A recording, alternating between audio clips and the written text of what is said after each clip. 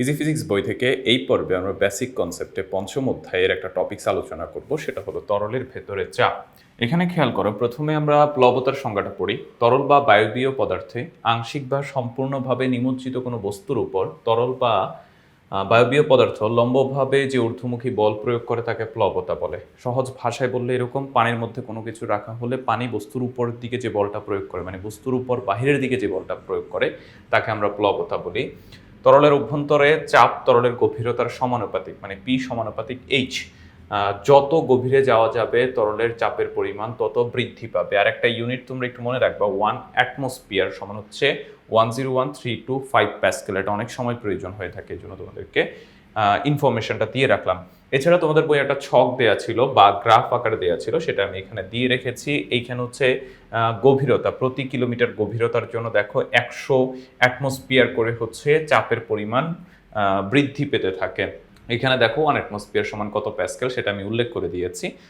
এটাকে আরও সিম্পল করে বলতে পারি যে প্রতি 10 মিটার গভীরতার জন্য 1 অ্যাটমসফিয়ার চাপ বৃদ্ধি পায়। মানে প্রতি 1 কিলোমিটারের জন্য 100 মিটার, তাহলে প্রতি 10 মিটার গভীরতার জন্য 1 অ্যাটমসফিয়ার চাপ বৃদ্ধি পায়।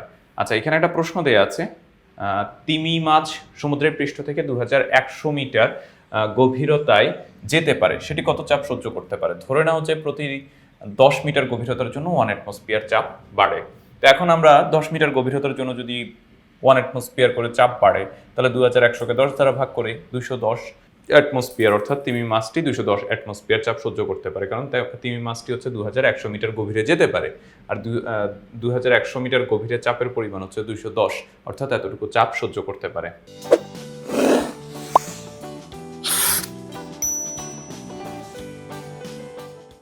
এরপরে আসো আর্কিমিডিসের সূত্র। আর্কিমিডিসের সূত্রে হচ্ছে কোনো বস্তুকে কোনো স্থির তরল অথবা বায়বীয় পদার্থে আংশিক বা সম্পূর্ণ ডুবালে বস্তুটি কিছু ওজন হারায়। এই হারানো ওজন বস্তুটির দ্বারা অপসারিত তরল বা বায়বীয় পদার্থের ওজনের সমান। অর্থাৎ বস্তুর হারানো ওজন সমান হচ্ছে অপসারিত তরলের ওজন। কোনো একটা বস্তুকে তরলে ডুবানো হলে বস্তুর ওজন কিছু পরিমাণ কমে যায়। কতটুকু ওজন কমবে? বস্তু যতটুকু পানির জায়গা দখল করবে সেই পানির ওজনের সমপরিমাণ। এখানে কোনো একটা বস্তু ভাসা বা ডুবার শর্ত কি খেয়াল করো, অপসারিত তরলের ওজন বা ঘনত্ব, মানে অপসারিত তরলের ওজন বা ঘনত্ব যদি বস্তুর ওজন বা ঘনত্বের থেকে বেশি হয় তাহলে বস্তু ভেসে থাকবে। খেয়াল করো, অপসারিত তরল মানে যতটুকু পানির জায়গা দখল করেছে সেই পানির ওজন অথবা সেই পানির ঘনত্ব যদি বস্তুর ওজন বা ঘনত্বের থেকে বেশি হয় তাহলে ভেসে থাকবে, আর যদি কম হয় তাহলে ডুবে যাবে। দুইটা যদি সমান হয় তাহলে নিমজ্জিত অবস্থায় ভেসে থাকবে। মানে আমি যদি তোমাদেরকে চিত্র দিয়ে দেখাই, ব্যাপারটা হচ্ছে এরকম যে এতটুকু হচ্ছে পানি আছে, ভেসে থাকা মানে হচ্ছে ধরো এরকম একটা পজিশনে থাকা, ডুবে যাওয়া মানে হচ্ছে পাত্রের তলায় চলে আসা, আর নিমজ্জিত অবস্থায় ভেসে থাকা মানে হচ্ছে এরকম পজিশনে থাকা। খেয়াল করো, পানি আর হচ্ছে বস্তুর উচ্চতার পরিমাণ সেম অবস্থায় থাকবে। আচ্ছা, বস্তুর ডুবন্ত অংশের পরিমাণ নির্ণয়ের জন্য এখানে একটা শর্টকাট সূত্র তোমাদেরকে বলে দেওয়া হয়েছে। ডুবন্ত অংশের পরিমাণ সমান হচ্ছে বস্তুর ঘনত্ব ডিভাইডেড তরলের ঘনত্ব ইন্টু 100%। এইটা দিয়ে কতটুকু ডুবে গেছে সেটা আমরা বের করতে পারি। আর ভেসে থাকা অংশের পরিমাণ কত? এখানে ডুবন্ত অংশের পরিমাণ যদি 100% থেকে মাইনাস করে দাও তাহলে ভেসে থাকা অংশের পরিমাণ পেয়ে যাবা। এখানে দেখো 10 কেজি ভরের একটা কাঠ নদীর পানিতে ভেসে ভেসে সমুদ্রে গেল। নদীর পানিতে সেটি অর্ধেক ডুবেছিল, সমুদ্রে কতটুকু ডুববে? সমুদ্রের পানির ঘনত্ব আমাদের কাছে বলা আছে। এখন খেয়াল করি, আমরা সমাধানটা একটু যদি দেখি, যে দেওয়া আছে নদীর পানির ঘনত্ব হচ্ছে 10⁻³ কেজি পার ঘনমিটার, আর কাঠের আয়তন ভি এবং ঘনত্ব রো হলে কাঠের ভর হচ্ছে ভি রো। নদীর পানিতে কাঠের অর্ধেক ডুবে থাকে, তখন কাঠের ভর ভি রো সমান হচ্ছে half of V rho W.